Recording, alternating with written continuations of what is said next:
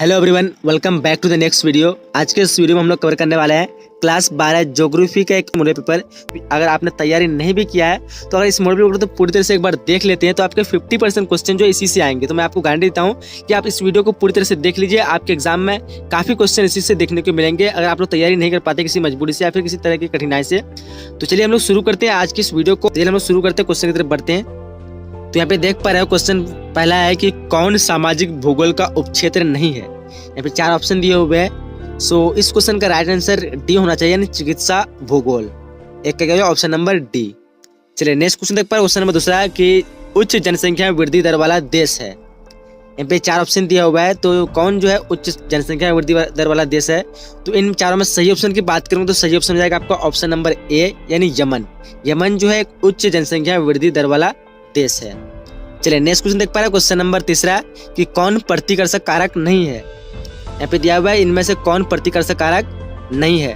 तो 3 का right answer हो जाएगा ऑप्शन नंबर सी, यानी चिकित्सा सुविधा। ये जो है प्रतिकर्षक कारक नहीं है। बाकी जलवायु, बेरोजगारी, ये सब क्या है प्रतिकर्षक कारक है। तो इस क्वेश्चन का राइट आंसर क्या होगा ऑप्शन नंबर सी हो जाएगा। चलिए नेक्स्ट क्वेश्चन है, क्वेश्चन नंबर चौथा है कि कार्यशील जनसंख्या का आयु वर्ग है, यानी कौन से जनसंख्या की आयु जो थी वो कार्यशील के योग माने जाते हैं, यानी काम के लायक माने जाते हैं। तो इस क्वेश्चन का राइट आंसर हो जाएगा ऑप्शन नंबर बी, यानी 15 से 59 वर्ष। क्या हो जाएगा ऑप्शन नंबर बी राइट हो जाएगा 15 से 59 वर्ष। चलिए उसके बाद नेक्स्ट क्वेश्चन देख पा रहे हैं, क्वेश्चन 5वां, इनमें से कौन मानव विकास स्तंभ है। ऑप्शन आपके सामने दिया हुआ है। सो इस क्वेश्चन का राइट आंसर होगा ऑप्शन नंबर डी, यानी उपयुक्त सभी। ये सभी हो जाएगा मानव विकास का स्तंभ। चलिए बढ़ते हैं अगले क्वेश्चन की तरफ। अगला क्वेश्चन नंबर 6 देख पा रहे होंगे, तृतीय आर्थिक क्रियाकलाप है। यहाँ पे 4 ऑप्शन में दिया हुआ है कौन तृतीय आर्थिक क्रियाकलाप है। व्यापार, सेवा, संचार, इनमें से तीनों है, यानी इस क्वेश्चन का आंसर डी हो जाएगा उपयुक्त सभी। 6 का क्या होगा option number D right answer होगा। चलिए क्वेश्चन नंबर 7 तक पढ़ेंगे, बिग इंच संबंधित है, यानी किससे संबंधित है, इसका संबंध किस चीज से। तो ये इसका संबंध जो एक पाइपलाइन से, यानी एक जो पाइपलाइन है जिसमें तरल पेट्रोलियम का प्रवाहित होता है। तो इस क्वेश्चन का आंसर क्या होगा ऑप्शन नंबर ए हो जाएगा, पाइपलाइन से। चलिए क्वेश्चन नंबर 8 देख पा रहे नाफ्टा अस्तित्व में आया, यानी कब इसका अस्तित्व में आया, नाफ्टा को लाया गया। तो इस क्वेश्चन का राइट आंसर की बात करेंगे तो राइट आंसर होगा ऑप्शन नंबर ए, यानी 1994 में। कब लाया गया था 1994, ऑप्शन नंबर ए राइट हो जाएगा। चलिए अगले क्वेश्चन की तरफ बढ़ते हैं और अगला क्वेश्चन देख पा रहे होंगे कि वृहद ट्रंक मार्ग गुजरता है, यानी कहाँ से गुजरता है ये, मतलब किस चीज से। तो ये जो गुजरता है वो भूमध्य सागर और हिंद महासागर से होकर गुजरता है, यानी इस क्वेश्चन का आंसर बी हो जाएगा, भूमध्य सागर और हिंद महासागर। चलिए अगले क्वेश्चन की तरफ बढ़ते हैं। क्वेश्चन नंबर 10वां कि इनमें कौन औद्योगिक नगर है। 4 दिए हुए हैं। सो यहाँ पे औद्योगिक नगर की बात करेंगे तो औद्योगिक नगर डी हो जाएगा, यानी पिट्सबर्ग, जो ये एक औद्योगिक नगर है।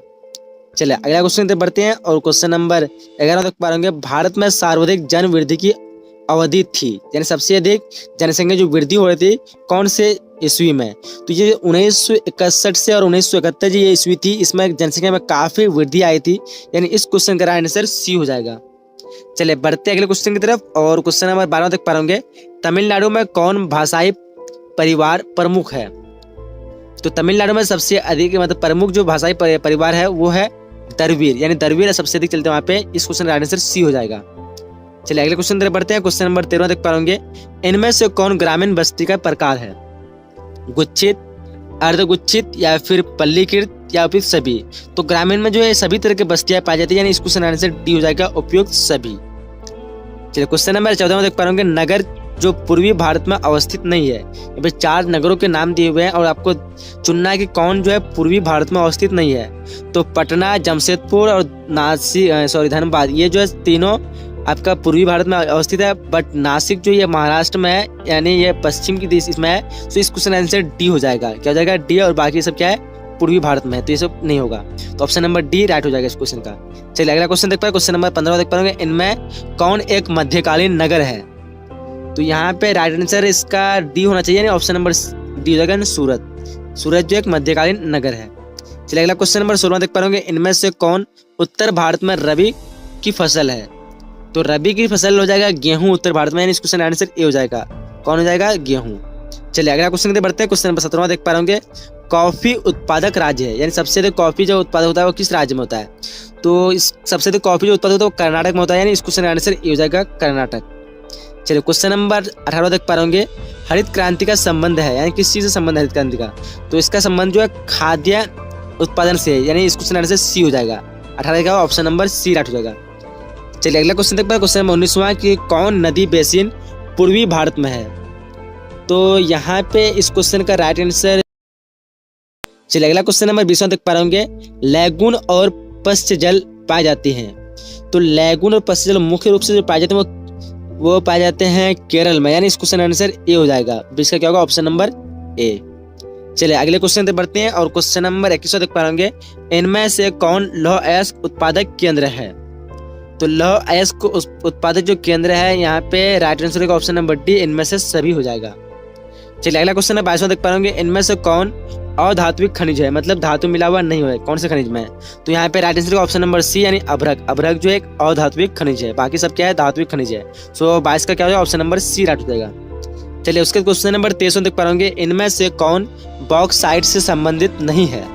इनमें से कौन बॉक्साइट से संबंधित नहीं है? ऑप्शन आपके सामने दिया हुआ है ए, बी, सी या फिर डी। तो 23 का राइट आंसर की बात करें तो राइट आंसर क्या होगा? ऑप्शन नंबर सी हो जाएगा, यानी भावनगर। ऑप्शन नंबर बी हो जाएगा, यानी गया। गया हो जाएगा। इनमें से कौन बॉक्साइट से संबंधित नहीं है? गया हो जाएगा, यानी 23 का ऑप्शन नंबर बी राइट हो जाएगा। चलिए अगला क्वेश्चन की तरफ बढ़ते हैं और क्वेश्चन नंबर 24वां देख पा रहे होंगे कि भारत में पाए जाने वाले कुल कोयले का कितना प्रतिशत बिटुमिनस प्रकार का है? तो यहाँ पे राइट आंसर की बात करेंगे तो शायद 80% हो सकता है, लेकिन यहाँ पे अगर आप लोग को पता है तो कंफर्म करके बता सकते हैं कौन सा सही होगा। लेकिन यहाँ पे 80% होना चाहिए, यानी इस क्वेश्चन आंसर सी हो जाएगा। बट ऐसे तो बिटुमिनस का प्रकार को नहीं दिया हुआ कितना प्रतिशत पाया था, लेकिन ये दिया है कि बिटुमिनस में जो कार्बन की मात्रा जो होती है वो लगभग 80% होती है। सो इस ऑप्शन के हिसाब से 80% होना चाहिए, इस क्वेश्चन आंसर सी। चलिए अगला क्वेश्चन देखते हैं। क्वेश्चन नंबर 26वां कि इन तेल शोधनशालाओं में कौन उत्तर भारत में नहीं है? 4 ऑप्शन दिए हुए यहाँ पे। सो इस क्वेश्चन का राइट आंसर होगा ऑप्शन नंबर डी, यानी चेन्नई। चेन्नई जो है ये उत्तर भारत में नहीं है, ये क्या है? दक्षिण भारत में है। चलिए अगला क्वेश्चन बढ़ते हैं और क्वेश्चन नंबर 27 देख पा रहे होंगे। रावत भाटा परमाणु ऊर्जा केंद्र किस शहर के निकट स्थित है? यानी ये जो है रावत भाटा, ये कहाँ पे है रावत भाटा? तो ये जो है कोटा के स्थित है, कोटा के नजदीक में है, यानी इस क्वेश्चन आंसर बी हो जाएगा। ऑप्शन क्या होगा? ऑप्शन नंबर बी राइट होगा। चलिए क्वेश्चन नंबर 28 देख पा रहे होंगे। भिलाई स्टील संयंत्र कोयला प्राप्त करता है, यानी भिलाई स्टील जो संयंत्र है ये कोयला कहाँ से प्राप्त करता है? तो ये छत्तीसगढ़ से, झारखंड से, धनबाद से जगह, झारखंड का एक जगह है धनबाद, सो वहीं से प्राप्त करता है। इस क्वेश्चन आंसर ए हो जाएगा। चलिए अगला क्वेश्चन नंबर 29वां देख पा रहे होंगे। हुबली सूती वस्त्र कारखाना किस राज्य में अवस्थित है? तो ये जो सूती वस्त्र जो कारखाना है हुबली, तो ये है कर्नाटक में, यानी इस क्वेश्चन आंसर क्या हो जाएगा? बी हो जाएगा। क्या हो जाएगा? Option number B. चलिए क्वेश्चन नंबर 30 देख पा रहे होंगे। ओडिशा का सॉफ्टवेयर तकनीक पार्क अवस्थित है। तो ओडिशा का सॉफ्टवेयर तकनीक पार्क भुवनेश्वर में अवस्थित है, यानी इस क्वेश्चन आंसर ए हो जाएगा। तो इसका क्या होगा? ऑप्शन नंबर ए राइट होगा। चलिए क्वेश्चन नंबर 31 देख पा रहे होंगे। भारत में निजीकरण एवं वैश्वीकरण की नीति अपनाई गई, कब अपनाई गई थी? तो इसको अपनाई गई थी 1991 ईस्वी को, यानी इस क्वेश्चन का आंसर सी हो जाएगा। 31 का क्या होगा? Option number C. चलिए बढ़ते हैं नेक्स्ट क्वेश्चन की तरफ। क्वेश्चन नंबर 32 देख पा होंगे। इनमें से कौन औद्योगिक जिला है? तो औद्योगिक जिला की बात करेंगे तो ये हो जाएगा कानपुर जाएगा, यानी इस क्वेश्चन का आंसर सी हो जाना चाहिए, कानपुर। चलिए बढ़ते हैं अगले क्वेश्चन की तरफ। उसके क्वेश्चन नंबर 23 देख पा होंगे। जनसंख्या का घनत्व सर्वाधिक है, तो सबसे अधिक जो है 2011 के अकॉर्डिंग यहाँ पे बिहार हो जाएगा, यानी बिहार का जो है जनसंख्या घनत्व सबसे अधिक है। बट पहले जो था पश्चिम बंगाल का था, तो बिहार का यहाँ पे इस क्वेश्चन का आंसर बी हो जाएगा। चलिए अगला क्वेश्चन बढ़ते हैं। क्वेश्चन नंबर 34 तक पाएंगे। राष्ट्रीय महामार्ग 2 है, यानी कहाँ से कहाँ तक ये लंबाई इसकी है? तो ये चलती है जो है दिल्ली से कोलकाता, यानी इस क्वेश्चन का आंसर बी हो जाएगा। क्या हो जाएगा? दिल्ली से कोलकाता। चलिए क्वेश्चन नंबर 35 तक पा रहे वर्ष 2001 में सड़कों के सर्वाधिक घनत्व वाला राज्य था। तो 2001 में जो सड़कों में सर्वाधिक था वो था गोवा, यानी इस क्वेश्चन का आंसर डी हो जाएगा। इन चारों ऑप्शन में राइट आंसर क्या होगा? Option number D. चलिए उसके क्वेश्चन नंबर 36 तक पा रहे दक्षिण रेल मंडल का मुख्यालय है, कहाँ पे है ये? तो इस क्वेश्चन का राइट आंसर की बात करेंगे तो राइट आंसर हो जाएगा चेन्नई में है। दक्षिण रेल मंडल का मुख्यालय कहाँ है? तो चेन्नई में। बढ़ते अगले क्वेश्चन की तरफ। क्वेश्चन नंबर 37 तक पा रहे भारत में प्रमुख पत्तनों की संख्या कितनी है? तो भारत में प्रमुख पत्तनों की संख्या इस ऑप्शन के अकॉर्डिंग बी होना चाहिए, option number B 12। But total अभी करेंटली की बात करें तो 13 है, लेकिन यहाँ पे 13 नहीं दिया हुआ है, तो 12 दिया हुआ, तो ऑप्शन नंबर बी इस क्वेश्चन का राइट आंसर होगा। चलिए क्वेश्चन नंबर 38 देख पा रहे होंगे। भारत में वायु परिवहन की शुरुआत कब हुई थी? तो भारत में जो वायु परिवहन की शुरुआत हुई थी वो हुई थी 1911 ईस्वी को, यानी इस क्वेश्चन का आंसर बी हो जाएगा। क्या हो जाएगा? 1911। चलिए उसके क्वेश्चन में 39 देख पाएंगे। ऑल इंडिया रेडियो अस्तित्व में आया, कब ये अस्तित्व में आया? तो ये आया था 1936 को, यानी इस क्वेश्चन का आंसर बी हो जाएगा 1936। क्वेश्चन नंबर 40 देख पाएंगे। कोलकाता पत्तन किस नदी पर अवस्थित है? तो कोलकाता पत्तन जो हुगली नदी पर अवस्थित है, यानी इस क्वेश्चन का आंसर बी हो जाएगा। क्या हो जाएगा? Option number B. अगला क्वेश्चन नंबर 41 तक पाएंगे। भारत का विशालतम कंटेनर पत्तन है, तो भारत का विशालतम कंटेनर पत्तन जो है वो कंडाला है, यानी इस क्वेश्चन का आंसर ए हो जाएगा। 41 से क्या होगा? Option number A, Kandla. बढ़ते अगले क्वेश्चन की तरफ, और क्वेश्चन नंबर 42 देख पाएंगे। इनमें से कौन पर्यटन नगर नहीं है? तो पर्यटन नगर यानी घूमने के जो आते हैं बाहर से देश से, तो यहाँ पे राइट आंसर शायद डी होना चाहिए, अंकलेश्वर, बाकी ये सब शायद पर्यटन नगर है। तो आप लोग अगर पता है कन्फर्म तो कोई चीज़ बता सकते हैं, लेकिन यहाँ पे इसका आंसर डी होना चाहिए। तो 42 का ऑप्शन नंबर डी हो जाएगा। तो यहाँ पे हम लोग 42 ऑब्जेक्ट क्वेश्चन को कंप्लीट कर चुके हैं। अब देख लेते सब्जेक्ट क्वेश्चन की सब्जेक्ट क्वेश्चन आप लोगों को कौन सा पूछा जाएगा। तो सब्जेक्ट क्वेश्चन भी काफ़ी इंपॉर्टेंट यहाँ पे दिया हुआ है, आप इसको बढ़िया से कॉपी से कहीं से भी उतार लीजिए। अगर आप लोग चाहिए उसका नोट तो आप लोग कमेंट कीजिएगा, मैं इसका सब्जेक्ट का भी आंसर बता सकता हूँ। अगर आप लोग डिमांड करते हैं तो वीडियो को लाइक कीजिए, अधिक से अधिक शेयर कीजिए, मैं बना दूंगा सब्जेक्ट का भी वीडियो। तो देखिए यहाँ पे क्वेश्चन देख पा रहे होंगे, इसमें सब्जेक्ट बता दूंगा आप लोग को। सब्जेक्ट में जो 1 से लेकर 18 तक पूछाएंगे, कितने पूछाएंगे? 1 से 18, और जिसमें आपको टोटल जो है मात्र 10 का ही उत्तर देना है। 1 से 18 पूछाएंगे, केवल आपको कितना का 10 का देना है, और जो प्रत्येक क्वेश्चन का वो 2 मार्क्स का रहेगा। ठीक है, तो चलिए क्वेश्चन देख लेते हैं हम लोग। राजनीति भूगोल के 2 उप क्षेत्रों के नाम लिखिए। ये क्वेश्चन है, राजनीति जो भूगोल है उसका 2 उप क्षेत्रों के नाम लिखने बोलता है। चलिए अगले क्वेश्चन की तरफ बढ़ते हैं। अगला क्वेश्चन है कि जनसंख्या के घनत्व से आप क्या समझते हैं? फिर क्वेश्चन है कि मानव विकास के 4 स्तंभों का उल्लेख कीजिए। अगला चौथा क्वेश्चन है कि निर्वाह कृषि क्या है? फिर अगला उसके क्वेश्चन है कि ओरिएंट एक्सप्रेस द्वारा जुड़े 2 नगरों के नाम लिखिए, यानी 2 नगर का नाम लिखना है जो ओरिएंट एक्सप्रेस से जुड़ा हुआ है। फिर क्वेश्चन है कि विश्व व्यापार संगठन के आधारभूत कार्य क्या है? WTO जो बनाया गया था वो, उसका जो क्या मुख्य आधारभूत कार्य है, किस कारण से बनाया गया था, उसके बारे में लिखना है। फिर क्वेश्चन 7वां है कि संस्कृत नगर के 4 उदाहरण दीजिए, यानी किसको संस्कृत नगर कहते हैं, तो उसके 4 संस्कृत नगर का उदाहरण देना है, किस किसको कह सकते हैं। चलिए क्वेश्चन नंबर 8वां है कि स्थान और अवस्थिति के बीच अंतर स्पष्ट कीजिए। फिर क्वेश्चन है कि जन प्रवास के पर्यावरणीय परिणाम का व्याख्या करें। क्वेश्चन नंबर 10वां है कि पूर्वी भारत के 4 महानगरों के नाम लिखिए। और फिर क्वेश्चन है कि शुष्क कृषि क्या है, उसके बारे में डिफिनेशन देना थोड़ा।